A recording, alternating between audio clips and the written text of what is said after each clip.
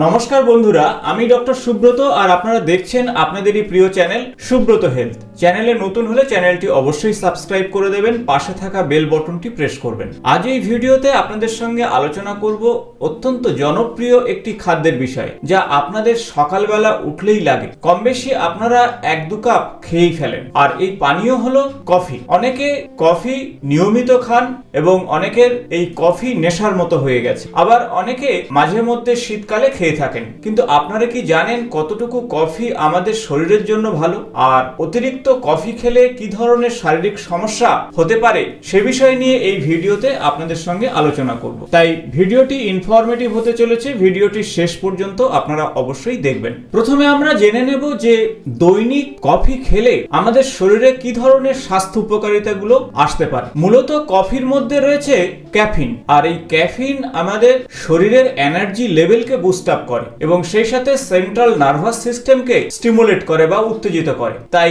একটি নিয়ম মাফিক যদি কফি প্রত্যেকদিন খেতে পারেন, তাহলে আপনার যে লেথার্জি ভাব, যে কাজের প্রতি অনিচ্ছা, ঘুম ঘুম ভাব, এগুলো কিন্তু দূর হতে পারে। কারণ যেহেতু এর মধ্যে ইনস্ট্যান্ট এনার্জি বুস্ট আপের ক্ষমতা রয়েছে, তাছাড়া সেন্ট্রাল নার্ভাস সিস্টেমকে স্টিমুলেট করে বলে তাই আপনার কাজের প্রতি মনোযোগ অনেকটা বাড়তে পারে, সহজে ঘুম আসবে না। তাই এনার্জি লেভেল বুস্ট আপ করতে অবশ্যই কফি আপনি খেতে পারেন। কতটুকু খাবেন আমি ভিডিওর শেষে অবশ্যই আপনাদের সঙ্গে শেয়ার করব। দ্বিতীয় যে স্বাস্থ্য উপকারিতার কথা বলবো তা শুনলে হয়তো অবাক হবেন। তা হলো যাদের টাইপ 2 ডায়াবেটিস রয়েছে, তারা অবশ্যই প্রত্যেক দিনের ডায়েট চার্টে কফি রাখতে পারেন। কফি ইনসুলিনকে নিয়ন্ত্রণ করতে পারে এবং সেই সাথে টাইপ 2 ডায়াবেটিসের প্রবণতা অনেকটাই কমাতে পারে। তবে মনে রাখবেন, চিনি ছাড়া কফি আপনাকে খেতে হবে, কারণ অতিরিক্ত চিনি শরীরে গেলে তাতে কিন্তু হিতে বিপরীতই হবে। তৃতীয় যে স্বাস্থ্য উপকারিতার কথা বলবো তা হলো ব্রেন হেলথকে বুস্ট আপ করবে, অর্থাৎ সেন্ট্রাল নার্ভাস সিস্টেম বা ব্রেন টিস্যুকে স্টিমুলেট করতে পারে কফি। আর এজন্য আপনার কোঅগনিটিভ ফাংশন অনেকটা ভালো থাকবে, মনে রাখার ক্ষমতা অনেকটা বৃদ্ধি পাবে এবং নার্ভের মধ্যে থাকা নিউরো হরমোনগুলো প্রপারলি কাজ করতে পারবে। এই কারণেই আমাদের শরীরের নিউরো ডিজেনারেটিভ ডিসঅর্ডার অনেকটাই কমবে। বিশেষত পার্কিনসন এবং অ্যালজাইমারের মতন সমস্যা কমাতে অবশ্যই দৈনিক ডায়েট চার্টে কফি রাখুন।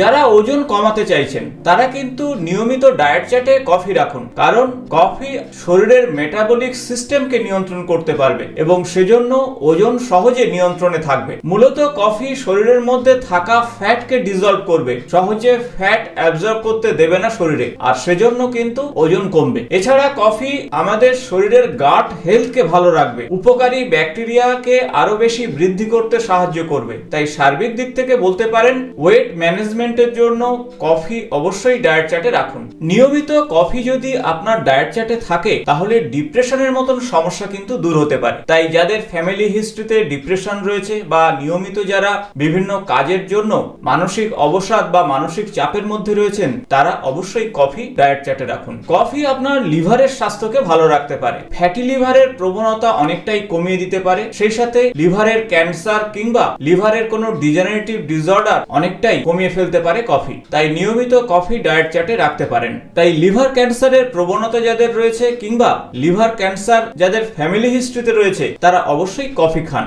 এখন আসবো হার্ট হেলথের বিষয়ে। হার্টকে সুস্থ রাখতে কফি অত্যন্ত ভালো একটি পানীয়। নিয়মিত কফি যদি ডায়েট চার্টে থাকে, তাহলে আপনার শরীরের কোলেস্টেরল, ট্রাইগ্লিসারাইডের মাত্রা যেমন কমবে, সেই সাথে হার্ট হেলথও ভালো থাকবে। এই সমস্ত কারণের জন্য আপনার আয়ু বৃদ্ধি পাবে। তাই কফি কিন্তু আয়ু বর্ধক, আর এমনটাই বলছে বিজ্ঞান। যারা ক্রিয়েটিভ জগতের সঙ্গে যুক্ত রয়েছেন, তারা নিয়মিত কফি ডায়েট চার্টে রাখুন, আর তাহলে আপনার ক্রিয়েটিভিটির ক্ষেত্রে নতুন নতুন পথ আপনার সামনে খুলে যেতে পারে। আর তাহলে বুঝতে পারছেন যে কফির মধ্যে কতটা পুষ্টি উপকারিতা রয়েছে। কিন্তু পাশাপাশি খেয়াল রাখতে হবে কতটুকু কফি আপনি খাবেন, কারণ অতিরিক্ত কফি খেলে কিন্তু এই ধরনের স্বাস্থ্য উপকারিতা তো আসবেই না, বরং আপনার শরীরের ক্ষেত্রে ভয়ঙ্কর সমস্যা হতে পারে। আমরা জেনে নেব কতটুকু কফি প্রত্যেকদিন খাওয়া যেতে পারে। যদি আপনারা প্রত্যেকদিন 400 মিলিগ্রাম পর্যন্ত কফি খান, তাহলে যথেষ্ট। সেক্ষেত্রে বলা যেতে পারে 3 থেকে 4 কাপের বেশি কফি ড্রিঙ্ক আপনারা খাবেন না।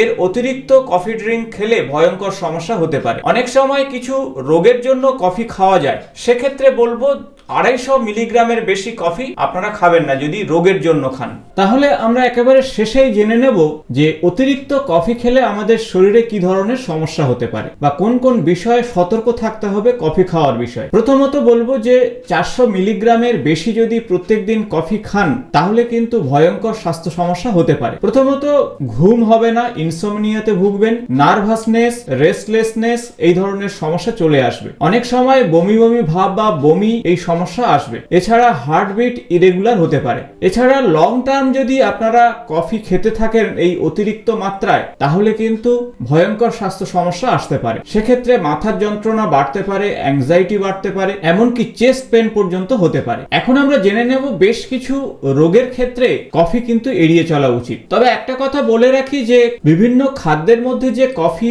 দেওয়া থাকে বা ক্যাফিন দেওয়া থাকে সেগুলো খেতে কিন্তু বাচ্চা বা অ্যাডোলেসেন্স পিরিয়ডে খুব একটা সমস্যা নেই, কিন্তু সরাসরি ড্রিঙ্ক হিসাবে কফি যদি খান সেক্ষেত্রে কিছু বিষয় অবশ্যই মাথায় রাখতে হবে। যারা দীর্ঘদিন অ্যাংজাইটিতে ভুগছেন এবং সেই সাথে অ্যাংজাইটির ওষুধ খাচ্ছেন সেক্ষেত্রে অতিরিক্ত কফি একেবারেই খাবেন না। তাই অ্যাংজাইটি ডিসঅর্ডার, বাইপোলার ডিসঅর্ডারে অতিরিক্ত কফি থেকে দূরে থাকার চেষ্টা করুন। যারা দীর্ঘদিন ব্লিডিং ডিসঅর্ডারে ভুগছেন তারা অতিরিক্ত কফি খাবেন না, তাতে কিন্তু সমস্যা আরো বাড়বে। যাদের হার্ট কন্ডিশন ভালো নেই, ইরেগুলার হার্টবিট রয়েছে, তারা অতিরিক্ত কফি একেবারেই খাবেন না। আপনাদের আগেই বলেছি যে টাইপ 2 ডায়াবেটিসে কফি অত্যন্ত ভালো, কিন্তু অতিরিক্ত কফি খেলে ডায়াবেটিসের সমস্যা কিন্তু আরো ভয়ঙ্কর ভাবে বাড়বে এবং প্যানক্রিয়াস থেকে ইনসুলিনের সিক্রেশন কখনো কখনো বাধাপ্রাপ্ত হতে পারে। এমনকি ডায়রিয়া এবং কনস্টিপেশনের সমস্যা চলে আসতে পারে অতিরিক্ত কফি খেলে। যাদের মৃগী বা এপিলেপসি রয়েছে তারা ভুলেও অতিরিক্ত কফি খেতে যাবেন না।